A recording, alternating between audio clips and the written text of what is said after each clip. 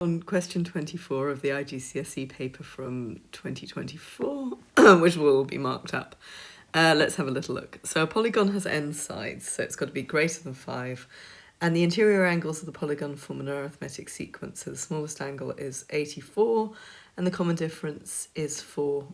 Work out the sum of the interior angles of the polygon. So the sum of the interior angles must be something along the idea of 180 times n minus 2. So that's how we find the interior angles of a polygon. But we've also got an arithmetic sequence.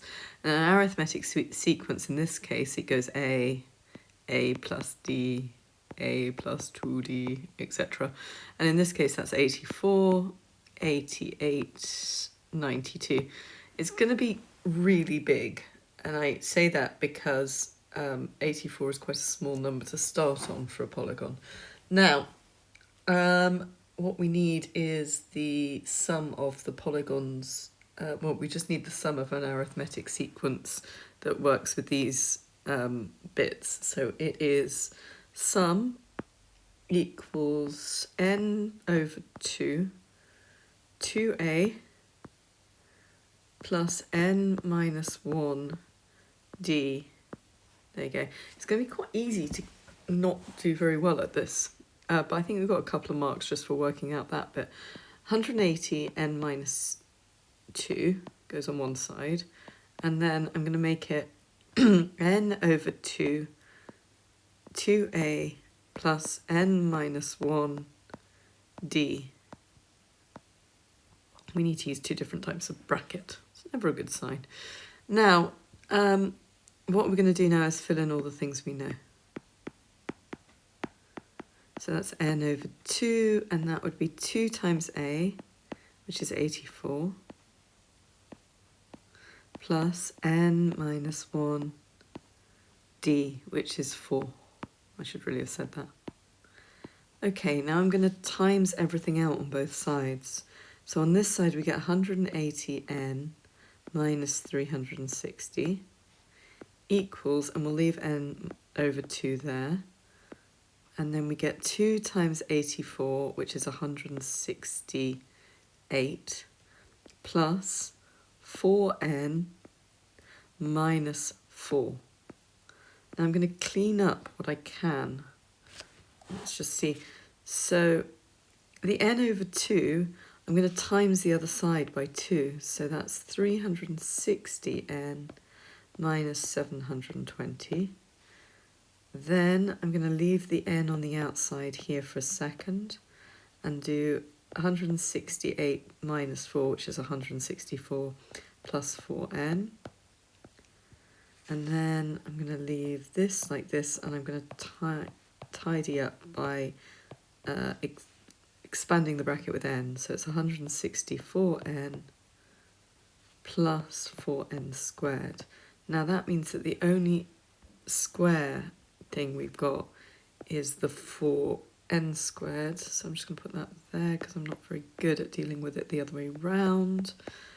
And now we're going to have to make one side 0 because we're going to have to solve this quadratic. So let's take off 360n from 164. So it's minus 196n, 4n squared, and then plus 720. Now I'm going to assume that we can divide all that by 4. So that's minus 49n. That's n squared. And then what's 720 divided by 4? 180. So that's 0.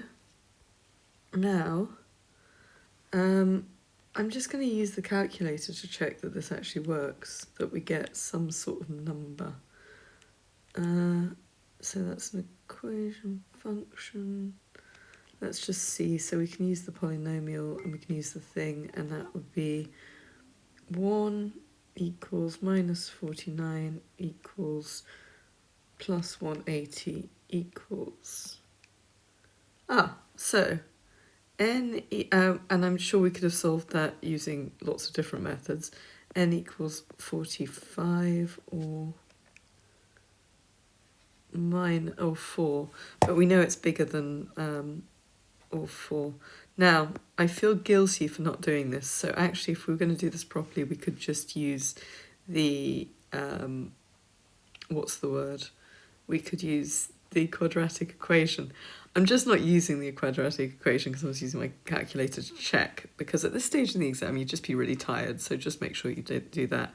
So what you would do is b minus b plus or minus root, and that would be b squared minus 4ac over 2a, and then we'd fill this in with 49 plus or minus minus 49 squared minus 4 times 1 times 180 over 2. So, and that would eventually come out with 45. Now, if we know that n equals 45, we haven't actually stopped yet. So we know that 180, 45 minus 3, 2 even, good lord, equals, so we have to use that, so 45 minus 2, let's just go back to normal setting on my calculator, so that would be 43 times 100, 43 times 180 equals 7740. That actually wasn't as complicated as it looked initially, so that's good, and you get 6 marks for it. Probably not doing it the way I did. You probably get 5 marks the way I did that. Right, fx is a minus b x minus c squared. We're just completing the square, so I'm going to reorganize this so I can understand what's going on. So minus 3x squared plus 12x plus 17. Then I'm going to take minus 3 outside the front, and that's x squared plus 12x over minus 3 plus 17. And then I'm going to make that bracket nice and sensible, so that's minus 4x, because 12 divided by minus whatever, that works, plus 17. Note the big things. I'm about to